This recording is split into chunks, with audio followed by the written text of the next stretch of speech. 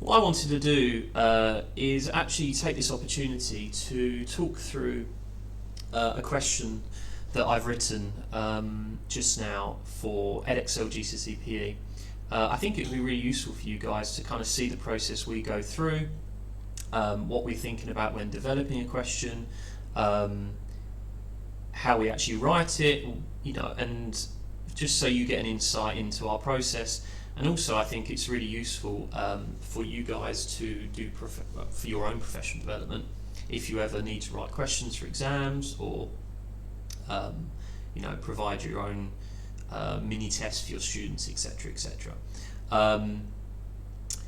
I did a video a few minutes ago, actually, whilst I was writing this question. However, it ended up taking about 25 minutes to do, and I think that's probably a bit too long.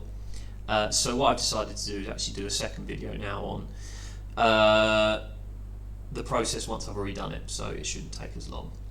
So the question we're looking at here is the second table on my screen, which essentially is a table that I've devised with a kind of analyse question in mind. For those of you that teach on EdExcel, you'll know that there's a lot of tables in the papers. There's a lot of data analysis, and so I thought I'd make kind of use of that. What I've done here is I've looked at 3 different components of fitness. Again, it's nice to link those in whenever possible. And essentially, a student here is going to be doing a 6-week training program where they're looking to develop these 3 components. So what I've got here to begin with is strength training. Now, on the strength training row, what I've really looked at focusing on is increasing the intensity. You'll notice from the table here that with week 3, they have increased the amount of weight that they're performing with these reps. And that was really my focus to start with, to get the students to want to think about that.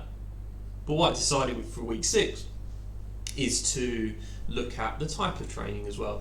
Now, I know it's still weight training, but they are specifically looking at a different part of the body, doing leg training. So again, it's using a variety of exercises within weight training. So again, there's really looking at intensity there and a little bit of type of training. With the second component of fitness, speed, what I was really thinking about here is looking at the type of training and changing that every single time. So you can see here with week 1, we've got SAQ training. I've stressed that it's speed that they're looking at to avoid any confusion with agility, so I've just put speed-based exercises. Week 3, I've used circuit training, again looking at developing speed and fast twitch muscle fibre.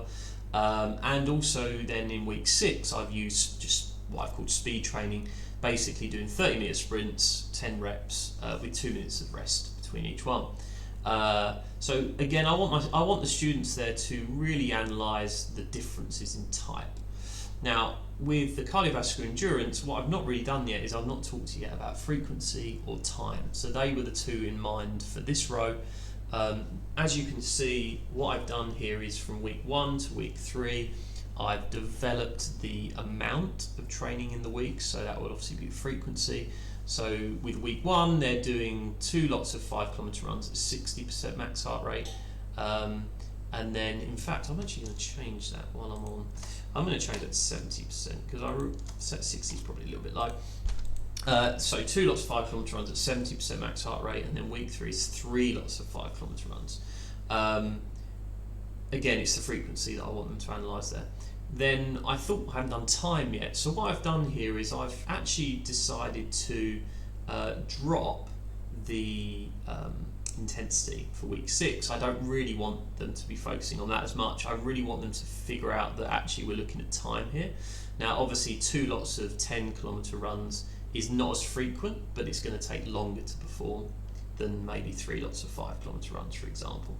So that is the bit there that I want them to analyse. Probably the hardest bit, actually, because it doesn't jump out. It doesn't say like, oh, he did a 60-minute session and then he did a 90-minute session. It's a bit more subtle than that, but that's okay.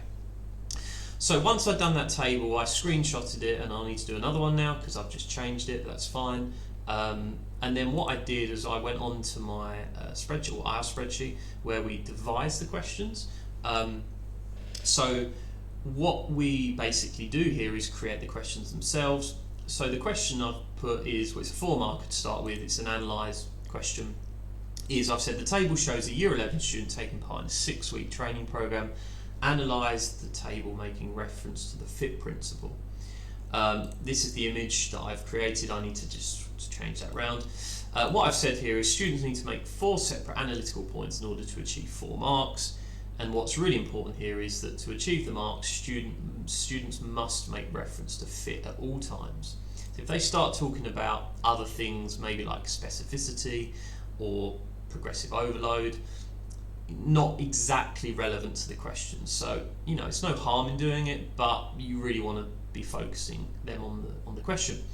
Here are the lessons that this question links to. So we've got principles of training, methods of training, and then quantitative, qualitative data, which has got both of, and evaluating data, because that's again something that they have to do here.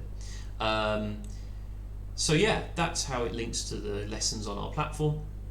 And then what really, so when I did my first video, it took about 12 minutes to write this out. So I thought actually that's probably a little bit boring watching me write all this out. But I think it is important just for you guys to see how we structure our marking points. And you can see here the depth that I try and go into when I'm writing these. The more depth we go into, the less chance there is of students, slipping through the net, so to speak. But obviously, as you mark more and more, then our accuracy hopefully will go up.